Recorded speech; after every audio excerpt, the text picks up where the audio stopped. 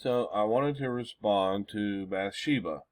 Bathsheba has been coming to my channel for quite a long time, and my old channel. So Bathsheba knows the videos that I've had up, has never been rude to me, is a supporter, and stands strong that Darlie is innocent. But I think it's a female, I don't know. That Bathsheba has never been rude to me. She's never been disrespectful. And she stands her ground when she comes over and comments. That's welcome over here. It's always welcome over here. I don't understand why I can't tag Bathsheba and answer her back without making a video, but I'll be glad to do that now. I think it's a girl. I'm not sure. Now, Danelle did rage quit. That's a fact. She got tired of getting owned and she rage quit. She just dropped off, didn't say goodbye, nothing, dropped off. But then she comes in and says, sorry, I had to go to work. But 40 minutes after that, she was still commenting to me. She wasn't on the live, but she was still commenting to me 40 minutes after that. And I've got that video up too. Now, Darlie Keith said 85J was connected to Bryan. It's called sarcasm. Well, no, it was a lot more than just that. It was a public statement against someone who has been sticking up for these boys for many years. I have a passion in that case, and to even be accused or insinuated of killing children when I've advocated for children for so long is much more than just sarcasm. Not only did she say, I think that's your print. 85J is yours, and I want your print. And she said this publicly. Right? Is that sarcasm? That's not sarcasm. That's an accusation. Sarcasm is, oh, you probably killed him. That's sarcasm. But when you literally say that you want to compare someone's print, in a killing case to some unknown print, that's more than just sarcasm. Please don't minimize. That's not just sarcasm. That's enough to piss somebody off, Bathsheba. What if I started posting every day, oh, that Bathsheba that goes in there at Rich, that's the real killer. That's why they're there. They're in a fake name. They're watching what's going on. Then they come over to my and see what's going on in the case. But that's the real killer because they're always around. They don't show their face. That's the real killer. That Bathsheba, that 9581, that's the real killer. But they've been following this case forever, and they don't follow any other cases. They're watching to see what's going on in the case. Yeah, that's the real killer. Now, what if I did that? Think about it. It's not sarcasm. That's an accusation. That's a false accusation, exactly. But I answered with, not when she comes back publicly and says she wants my print to compare it, Bathsheba. Does sarcasm show her innocent? Does any of this, show Darlie innocent? Does her saying this show Darlie innocent? Or does it show the frustration that the family has when people put out the facts in this case that they need to go and say things like this to kill the messenger? That's what they want to do. No, that's not sarcasm. And typing, when you type in all capitals, there's no reason to scream because that is not sarcasm. That's a solid accusation. And that's the way I took it. You don't accuse people of killing 2 kids and then call it sarcasm. Oh, you probably stabbed 2 kids to death. That's not sarcasm. Darlie's lie detector was inconclusive. Okay, how do we know that? I'll wait.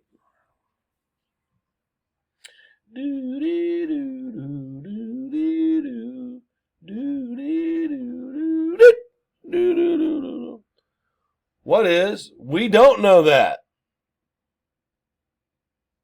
We don't know that the test is inconclusive because it's never been the test has never been released to the public. Again, Darlie's lie detector test was inconclusive. Darren failed 2 or possible 3 tests dramatically. Darren failed 1 test, and it was given in public by Brian Pardo. Brian Pardo paid for it, the Texas billionaire. He paid for it. He used a retired polygraph examiner from the police department. And it was done 1 time where we could all see it. There's no 2 or 3 tests. Where do you get that? Darren failed his test. And he failed it in front of everyone. He chose to take it in front of everyone with the cameras on because he didn't fear any, because he knows that he didn't kill the kids. All right? He knows, so he didn't have a problem with taking that test on camera. And unlike Darlie. Darren failed when they asked him, do you know the name of the person that killed your children? Inside of Darren's head, he knows that Darlie did this. So that's what's locked in his head. He knows she did it. And his brain would not be able to lie out of that. He knows she did it. He failed on that question. And that's the only lie detector that he took. Why would you take another one if you failed the first one? Darlie didn't. Think about that. Oh, I took one. I failed one, so let me take another one. Oh, I failed two. Well, let me take another one. Come on now. Once you fail, you don't take another one. Darlie is a good example of that. It says, we have copies of Darren's results. The reason we have copies is because Brian Pardo posted it. Can you show us Darlie's? No, you can't because it's never been released to the public. Darlie took that test in secret with only her lawyer, the examiner, and herself were in the room when she was tested. Keep in mind they did this without the knowledge of the state, which means they didn't want them to know. Let's think about that. If Darlie was so sure of herself that she did not kill these kids, why would she go to her lawyer and say, maybe I could take a lie detector test and that'll help me? But I need to do it in secret just in case I fail. If I fail, I don't want anybody to know about it. So can we do that in secret, Your Honor? Can we, please? Just in case. But for somebody that was sure they didn't do it, sure that it wasn't them, sure that they would die with a clear conscience, why would she want it done in secret? Notice, Darren didn't. Notice that. Why would she want it done in secret? Okay, so how do we know that it's inconclusive? Right? Because Darlie has never released that to the public. And if you look at what protocol is on giving a professional polygraph examination, if you have an inconclusive result the first time, you'll either wait 24 hours or a couple of hours and you take it again. Darlie's never taken it again. So she's not so sure of herself.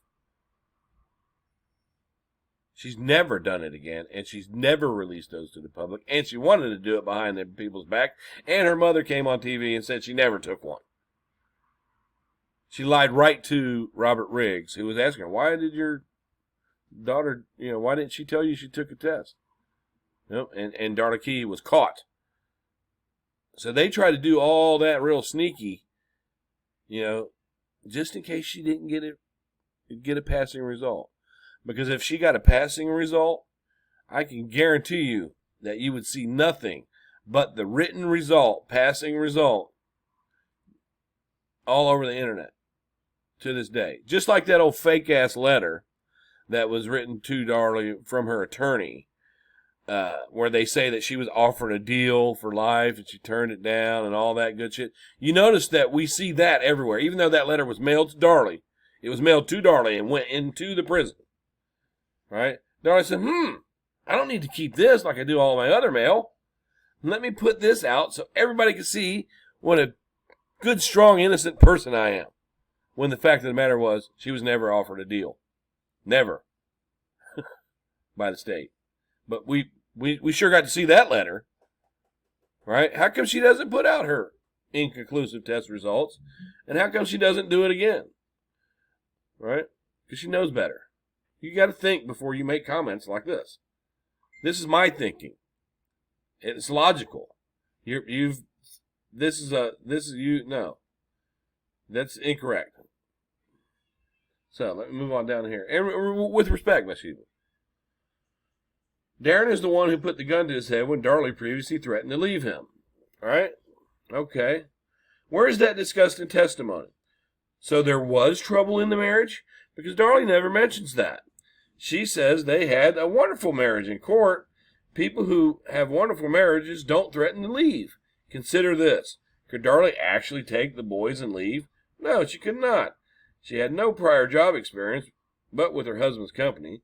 She would have no income. Darren is well established. Should he fight her for custody? Darren's mother also worked for CASA, a children's services worker.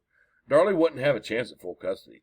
Darren would. His family background does not include a mother that was on therapy for years, a stepdad with a criminal record. So thank you, Bathsheba. Because of that comment you took from a book, you single-handedly made Darlie look like a liar, and Darren look like a desperate man who would rather die than be without Darlie. Do you think before you comment? This came from a book. It was not in a testimony. I do believe that some things like this happen, right? I do believe that Darren was like that. And I also believe their marriage wasn't as wonderful as they tried to say. That, dream about me, before he goes to bed. And this, this proves it. That's all you're doing is proving it, that there wasn't a wonderful marriage. It's the second time you've done this when you come over here to comment. What about Susan Smith? Well, what I'm speaking about is Darlie Routier and not the Smiths down the street there, like Barb Davis said. But let's get into that. What about Susan Smith? She's up for parole this year. Don't you two care? Well, let me give you an example. I really like. Let me think something about I like. I really like to smoke weed, right? But while I'm talking about a Darlie case, right? While I'm talking about the thing at hand is a Darlie case. I'm not going to go in the middle of giving you facts on a Darlie case and go, oh yeah, by the way, how about smoking some weed? Let's try this right now, because the topic at hand is not Susan Smith. The topic at hand on my channel is Darlie Routier. So if you can't understand that, she's up for parole this year. Don't you two care? That's right. I made a video that says, hey, Susan Smith's up for parole this year, and I don't care. Yeah, you're right. No. Yes, we care. We don't want her out on the street, right? If you would ask me that outside of a Darlie case, no, I wouldn't want her out on the street. I don't think you do. Well, that's the problem. You think. You didn't come and ask us, hey, how do you feel about the Susan Smith case? You think we don't care. But right here he says, don't you two care with a question mark. That's you asking us if we care. Then you say you don't think we do. But you think Darlie is innocent. So you could be wrong on what people think, right? She called her two little babies. I don't care about anybody that picks up the phone and calls their kids. No, I don't. I really don't. I encourage that. Go ahead, call your kids. She called her two little babies, and you and Pam don't even care. Well, how do you know what we care about? Did me and Pam do a video somewhere saying, fuck them two kids. We don't care about them. We don't care about Susan Smith. Fuck them. Where's your evidence that we don't care? Just like where's your evidence that Devin and Damon, that you care about Devin and Damon? Where's it at? Not one word for David and Michael. How do you know that if I've ever spoke on David and Michael? Actually, I did a video on that lake and how after they were killed in that lake, there were other people, a family of 7. The same thing. That lake kept killing people at the same spot. There's something evil about that lake. And I have spoke for them. Just not when I'm talking about Darlie. See, I'm here to talk about Darlie. Now, Bathsheba, what other cases have I seen you on? Why doesn't Rich and them discuss any other wrongful convictions? Why don't they do a thing about who's the real killer? Because these are all things that don't happen on Rich's panel where you go at. How come they're not saying anything about Susan Smith? Oh, because their channel's about Darlie. Yeah, that makes sense to me. His channel's about Darlie, so I wouldn't expect to see him talk about Susan Smith or Casey Anthony or anybody else up there. Now, if he wants to talk about Susan Smith, I'm sure that he'll put a title in and says, hey, this podcast is about Susan Smith. And I wouldn't expect to hear him talk about Charlie Manson in there. It's just common sense. Yeah, that's why. It's common sense. We're here to talk about Darlie today. But we can go into Susan Smith cases if you'd like. Me and you, I can do that. I know that case. We do not want Susan Smith to see the light of day. However, we do give Susan a bit of credit for confessing 9 days after she killed her boys. If Susan Smith's family were out here acting like a bunch of flying monkeys and claiming Susan was innocent for 27 years, we sure would care. Susan confessed. We don't need to care. That's justice. That's justice. It's the truth. She told the truth. We have no reason to care. Darlie's not telling the truth. There's no justice for Devin and Damon. We care. And if the parole board allows her out, which I highly doubt she ever will get out, then we will have to live with that. She followed the court and completed her sentence. We would like that for Darlie, too. It's a damn shame that Karla Homolka is out of prison. I know you didn't ask about Karla Homolka, but, since I have to address everything when I speak about Darlie, Karla Homolka is she's the woman who, with Paul Bernadetto, they would lure women in and rape them and kill them, and even her own sister was drugged and killed by her. But she's out of prison now. She's out living free. But that's what the courts gave her, freedom. There's nothing we can do about it. If we go to pester her or we go to speak out against her, then no, we can't. There's nothing we can do about that. I don't like it. Generally, when I'm speaking on Darlie's case, I do not include the sadness felt for hundreds of thousands of other kids who were killed by their mother. Why isn't Rich's panel discussing any of those? That's where you go. I'm not picking on Rich, but that's where I always see you at. Why isn't Rich's panel discussing any other kids that were killed or looking for ways to get other wrongful convictions out? Why is it just Darlie over there? Because that's what he does. And he's allowed to do that. Don't question things. He's allowed to do that. I don't question that. I don't go there going, yeah, well, I see you're always talking about Darlie. Why don't you talk about the other kid? No, I don't do that. That's pathetic. That's childish, Bathsheba. Why don't you and Pam move on to Casey Anthony? She threw her baby in a trash can. You don't care. Anything to get us away, to move away. See, move on to. Devin. He's out in the garage. Go out in the garage. That's what that reminds me of. Move on to something else because you're so good at this one and you're making us look so stupid. Could you please move on to something else? Could you please just let us get this child killer out of prison, based on lies, and just move on? That's what you're asking. That's literally what you're asking us. Why don't you just move on? Why don't you move on to Daniel Holtzclaw? You move on to Daniel Holtzclaw. I feel like he's innocent. I don't feel like that he is guilty of every one of those crimes. I feel like I feel like he's innocent and he got thrown. And I do speak out for Holtzclaw. But you don't see me doing that, right? Because you don't go to the free Daniel Holtzclaw Facebook group, right? You don't go there, do you? So you don't see me fighting for other innocent people or somebody that feels innocent. You don't see that because you don't go there. I have spoke out on the Casey Anthony case. I believe that she should be in prison. I believe that the courts, they legally they didn't prove she did it, but we all know she did it. I think Jose Baez should be thrown off the bar. That's my opinion on it because they were sleeping together. That's my opinion on that case. If you need me to do videos on all these, I can. But Darlie is not the only case that I'm focused on, and it's not the only case that I know. There's nothing we can do about Casey Anthony. What can we do? There is something we can do about people lying in this case. And my response to her would be, gee, I never see you in the Joint Jail Casey Now groups. I don't see Danelle moving on to other injustices in the world. She rarely mentions Devin and Damon and never mentions going to find the actual killer. When is Rich going to do a podcast about Casey Anthony? Or is it only Darlie over there? I have covered other cases along the way, including Halo Stutzman, Cooper Harris, Chris Watts. God love Bella and Cece. That was the toughest to me. Bathsheba, I have never seen you comment in any other case. Anywhere but Darlie's. See, that's a far cry from me saying, you don't go anywhere else. What I'm saying is I haven't seen you do that. Because you say that I don't go anywhere else, but I do. I like the true crime. But Can you show me examples of your advocacy for anyone other than Darlie?